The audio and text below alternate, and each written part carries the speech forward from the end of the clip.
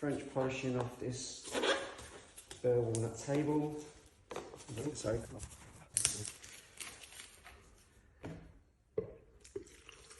special power polish. And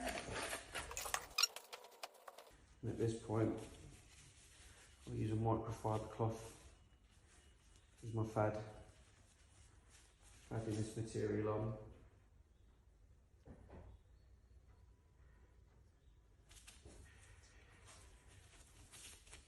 Generally a polisher would use a muslin.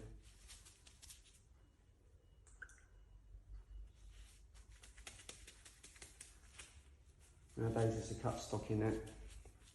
I find the grain structure a little bit coarse and can leave lines, so which you don't get with the microfiber. So until I switch over to a rubber for finishing it, I'll be using a microfiber.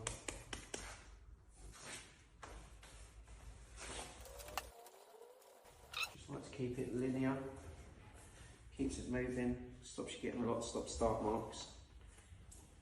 Just make sure there's enough on your pad. That's it, it's starting to tug. So I can see it's starting to dry.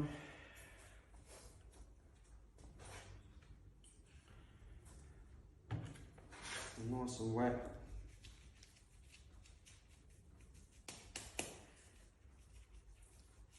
Keeping it nice and tight, pulling it through the rag.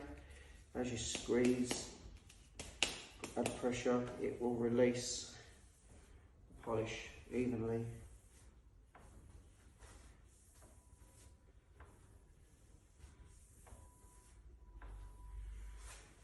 Very nice, that microfiber lays that polish on.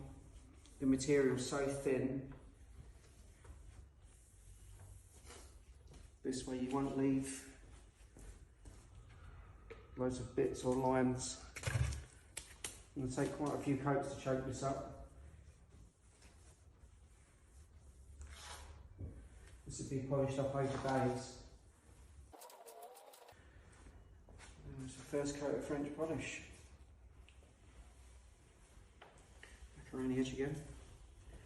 It's a very quick dry material, surface drying.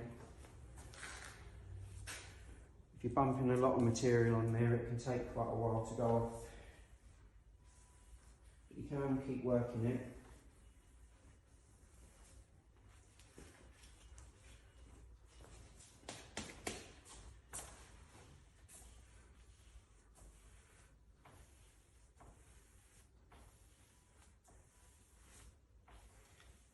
Pushing it into the grain structure, choking up the grain, the open pores. The more polish you lay, you can see that second coat, the more the grain structure starts to choke. The flatter and smoother it'll start looking. That's why we apply loads of fine coats of French polish, working it in.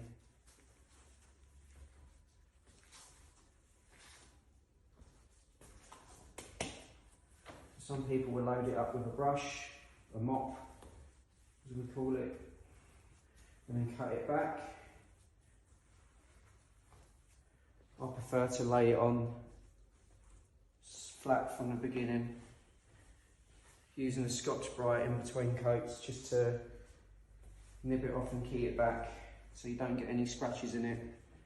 But a lot of sandpapers will leave fine scratches in the surface. See that colour really starting to pop. Getting nice and vibrant now. Just let that dry.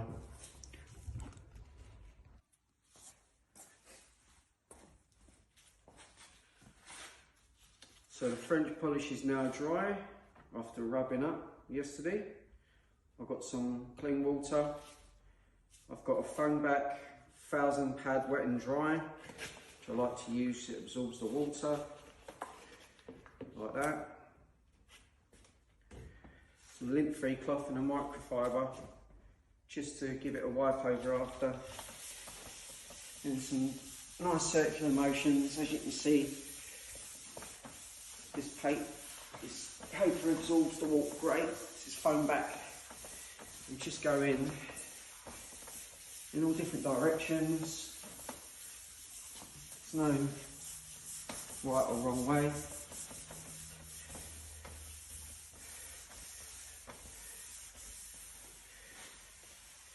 But you can go over the mouldings with it and you won't end up with any white edges, taking the colour off.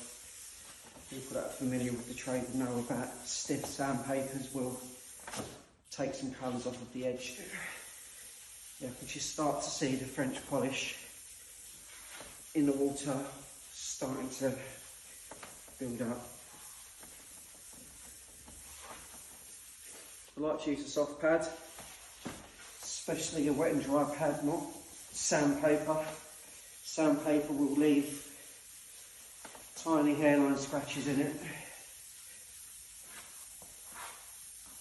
which you'd have to end up buffing out with the rubber after.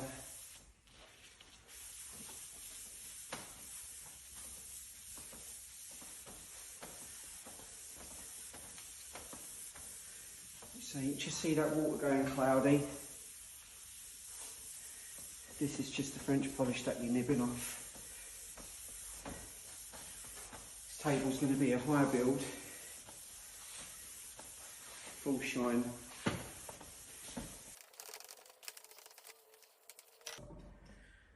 By cutting it back like this and really building up those coats of French polish, at the end, when it's finished, the end user, even though this is French polish, will have a harder surface and a bit more durability.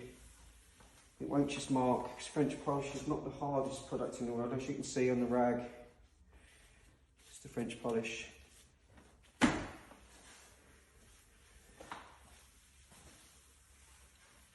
It is getting like a sheet of glass.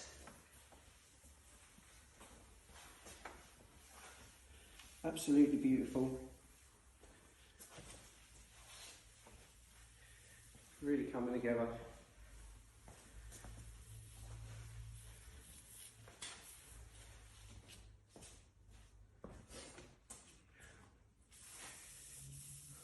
Just check it.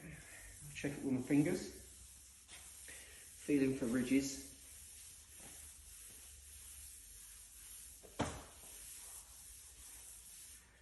Seems to be okay. Now we'll dry it with a microfiber. So at this point I use soft rags, I don't use anything scratchy.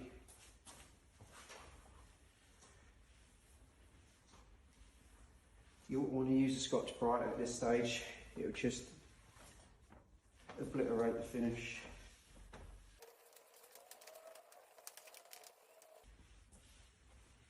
Making sure it's dry.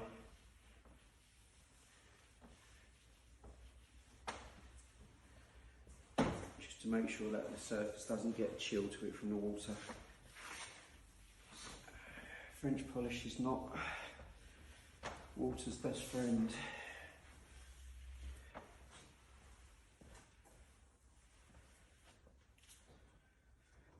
Right, that is all cut back.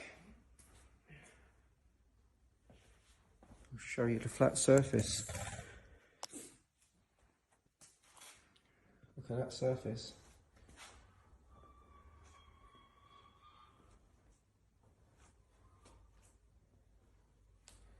We come around to the light, you can see how flat this piece is. Obviously it's like a silk satin finish, I've just wet and dried it, so it's at a matte. Those colours.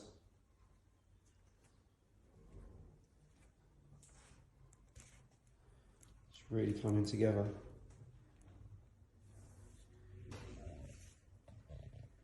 Look at that. Beautiful. Now we're going to start rubbering.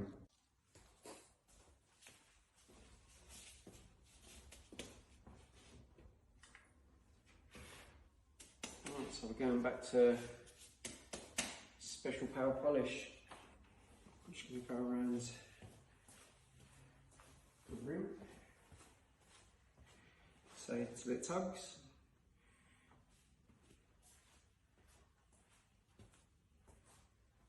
around the moulding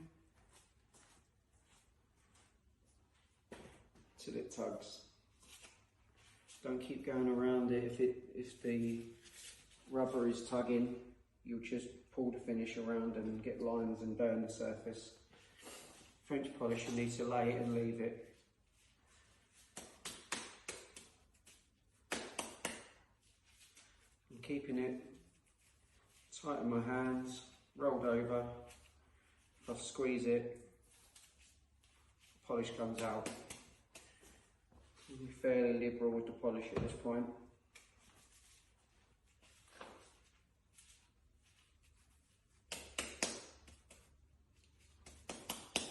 Holding it in the fingers, getting it nice and flat. Normally, if you were doing a top with a moulding in it or some sort of gallery, you would make it into a bit of a point like a kite to get into the corners, but we don't have any corners to do on this table, so the flatter the pad, the better.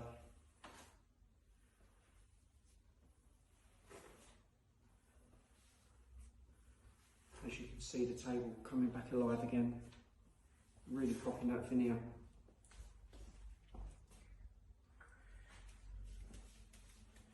Nice even, same pressure, linear motion, end to end. Never start where you finished.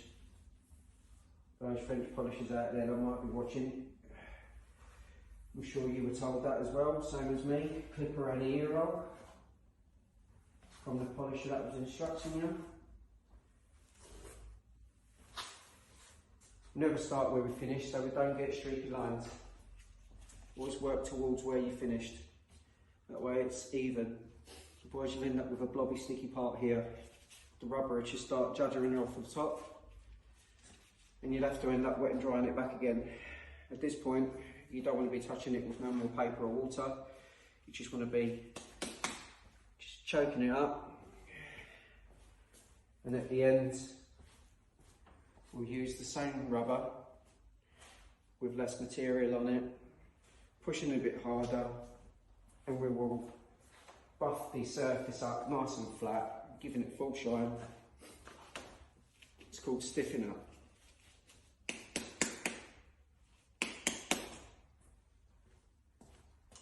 And there you are.